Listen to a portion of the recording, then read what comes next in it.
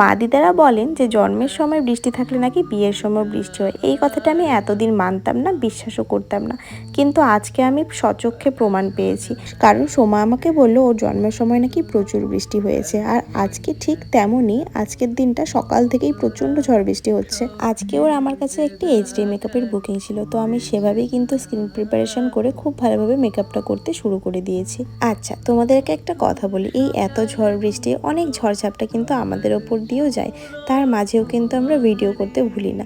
সেটা শুধুমাত্র তোমাদের জন্যই, কারণ তোমরা আমাদের এই ভিডিওগুলো দেখে কিন্তু তোমাদের স্পেশাল দিনে আমাদেরকে বুক করার কথা ভাবো। কারণ তোমরা অনেকেই ভাবো যে আমরা ফটোতে অনেক অনেক বেশি এডিট করি, কিন্তু সেটা একদমই করি না। কিন্তু ভিডিওতে তো আর এডিট করা যায় না, সেটাতে তো তোমরা অরিজিনাল ভার্সনটাই দেখতে পারো। ওই জন্য তোমাদের কিন্তু সিলেকশন করতেও কিন্তু অসুবিধা হয় না। আর এই ভিডিওগুলো দেখে তোমরা যখন আমাদের কাজকে অনেক ভালোবাসা দাও, অনেক অ্যাপ্রিসিয়েট করো, ভালো ভালো কমেন্ট করো, তখন এগুলো দেখে আমাদের আর সারাদিনের ক্লান্তি এক নিমিষেই চলে যায়।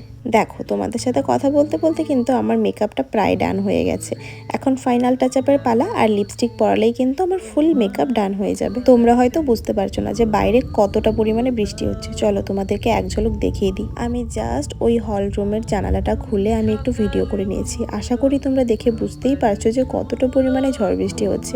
আর এই দেখো, আমি এখানে ব্রাইডকে রেডি করছি। এখন পর্যন্ত হেয়ারও কমপ্লিট হয়নি। ও আমার কাছে সাজছে ঠিকই, কিন্তু ওর প্রচণ্ড মাথা ভর্তি টেনশন যে লোকজন কিভাবে আসবে, গেস্টরা কি করে আসবে। এই এত বৃষ্টির মধ্যে কোনো কিছুই হচ্ছে না ঠিকঠাক, সমস্ত কিছু থমকে আছে। এবার ওর হেয়ারস্টাইলটা আমি করছি। হেয়ারস্টাইলটা একদম নর্মালের মধ্যে করেছি, নর্মাল জাস্ট একটু ফুলিয়ে বান করে দিয়ে জাস্ট লাইন ক্রিয়েট করে দিয়েছি। এবারও দেখবে মিডিলে হঠাৎ করে কারেন্ট চলে গিয়েছিল।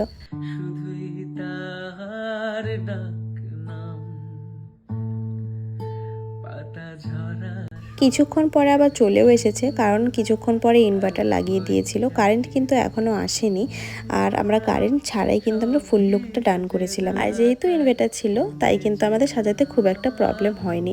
আর এখানে ওকে আমি স্মাইল করতে বলছিলাম বারবার। কত আর স্মাইল করতে বলবো মেয়েটাকে, কারণ মেয়েটার মাথা ভর্তি প্রচুর টেনশন। ওর দেখো ফেসে এক ফোঁটা স্মাইল নেই। আমি জাস্ট লাস্টের ক্লিকটা নিয়েছি। আর দেখো আমি ওর ফুল লুকটা কখন ডান করেছি, 8:30 বাজে তখন। এখন আমাদের ফুল লুকটা ডান হলো। আর এই যে মহারানী এখানে সবার সাথে ফটো তুলছে, আর আমরা এখানে খেতেও বসে পড়েছি, কারণ না খেয়ে ওরা ছাড়বেই না। আর শুকু আমাকে নিতেও চলে এসেছিল। বাইরে কিন্তু এখনও প্রচুর বৃষ্টি পড়ছে, তারই মধ্যে আমরা খাওয়া দাওয়া করে, কারণ আমাদের বাড়িতেও যেতে হবে, তাই আমরা এখানে জুটিয়ে খাওয়া দাওয়া